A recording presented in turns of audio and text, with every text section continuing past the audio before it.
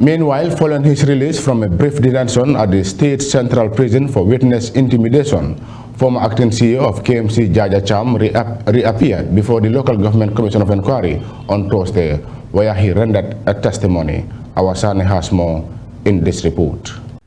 Mr. Cham's testimony centered around procurement processes at the Kanifing Municipal Council amidst allegations of procurement malpractices at the council.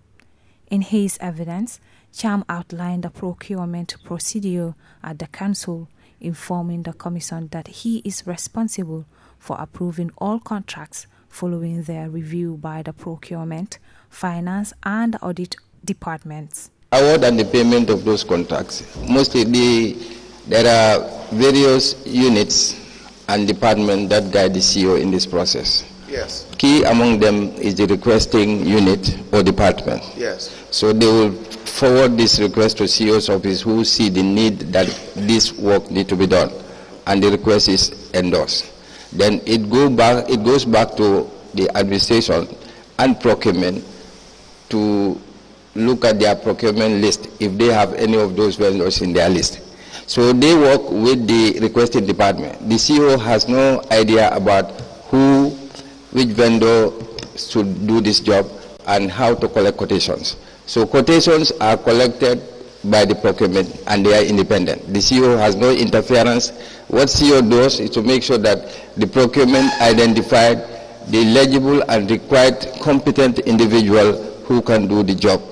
When lead counsel Patrick Gomez inquired from Cham the procurement contracts that were said to have been referred to the contracts committee, he explained that the procurement process within the KMC varies significantly based on the sector involved. At this juncture, the lead counsel stressed the importance of the role of a procurement officer in ensuring transparency and accountability in the procurement processes. If you look at the role of the contracts committee, it is to make procurement decisions. And so the procurement decisions, the procurement unit or the specialized procurement unit, like you said, of course, they need to be independent, but then they also sit at the level of the contracts committee to advise the contracts committee, which the CEO or any CEO will be the head of. And if you look at, just for instance, if you go to the 2022 Act, it tells you the establishment of the contracts committee.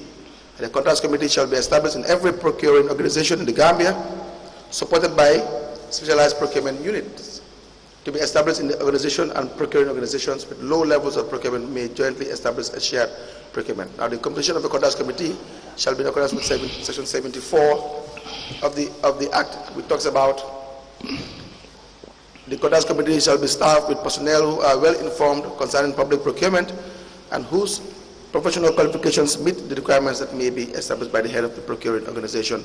The head of the procuring organization would be the CEO at the Council Gomez highlighted the necessity for qualified personnel to hold public offices, particularly in light of the internal audit report that had been reportedly ignored by the KMC administration, but Cham responded that he was unaware of the procurement contract payments being handled by one Mustafa Kani, who, according to him, was subsequently dismissed by the council due to corrupt practices.